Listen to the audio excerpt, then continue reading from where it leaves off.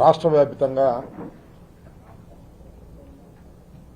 అనేక కార్పొరేషన్లోను, బహుశా 3 కార్పొరేషన్లు అనుకుంటాను, కొన్ని మున్సిపాలిటీల్లోనూ చైర్మన్లు, వైస్ చైర్మన్లు, డిప్యూటీ మేయర్లు, స్టాండింగ్ కమిటీ ఎన్నికలు మొన్న 3వ తారీఖున నిర్వహించడం జరిగింది.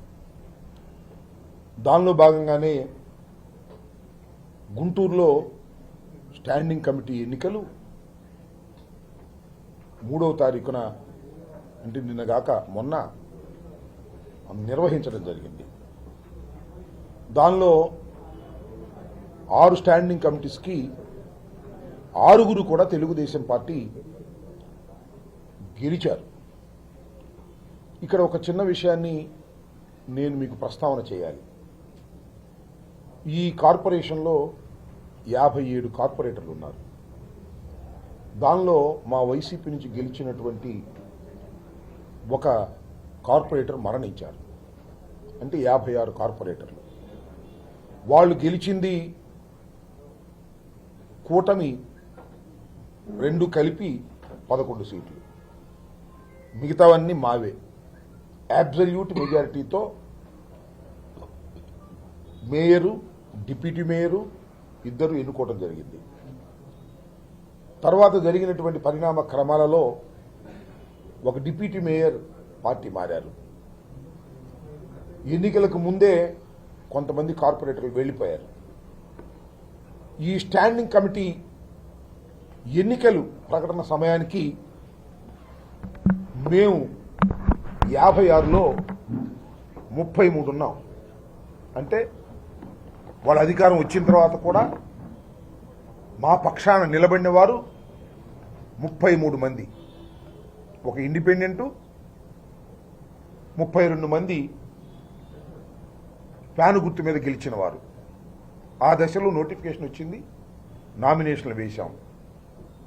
ఇక బెదిరింపుల పర్వం, కొనుగోలు పర్వం, డబ్బులు ఇస్తామని ఫోన్లు చేయటం చేశారు. కొంతమందికి డైరెక్ట్గానే డబ్బులు ఇచ్చి వారి మెడల్లో కండవాలు వేశారు. మీకు తెలుసు,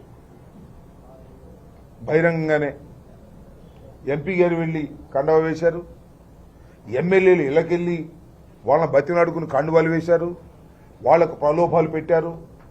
అయినా వాళ్ళు పోగా కూడా మాకు 28 మంది ఉన్నారు. ఇటు 28 మంది, అటు 28 మంది.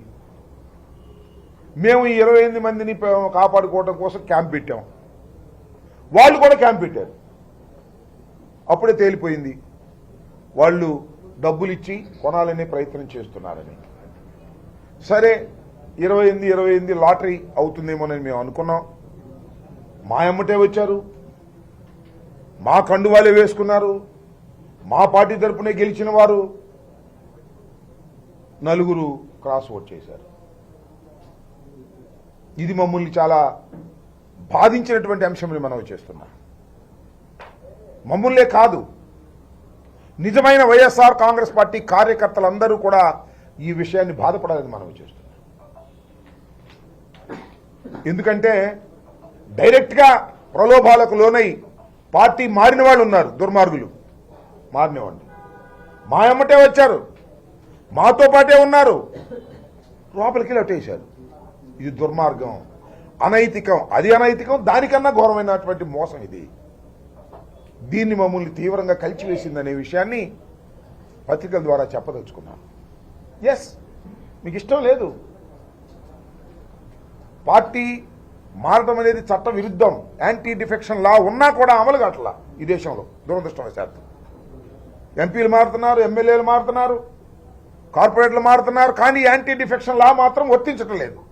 దురదృష్టం అంటున్నా. అది చట్టాన్ని తీసుకొచ్చారు కానీ అమలుకు మాత్రం సాధ్యం కావట్లేదు. అది అలాంటి పరిస్థితుల్లో కొంతమంది మారిపోయిన వాళ్ళు మాకు కనపడతా ఉన్నారు.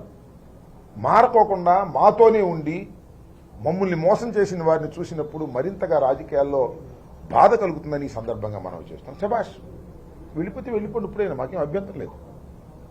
ఆ 4 నేను మనవి చేస్తున్నాను, అంతరాత్మ ప్రబోధం చేసుకోండి. ఇప్పటికైనా ఎస్, మేము వైసీపీ తరఫున గెలిచాం, ఏదైనా మేము ఉంటాం. 600 అయినా 106 అయినా పడవ మునిగిపోకపోయినా మేము ఉంటాం అంటారా? ఉండండి. లేదు కండవాలేసి వెళ్ళిపోతారా?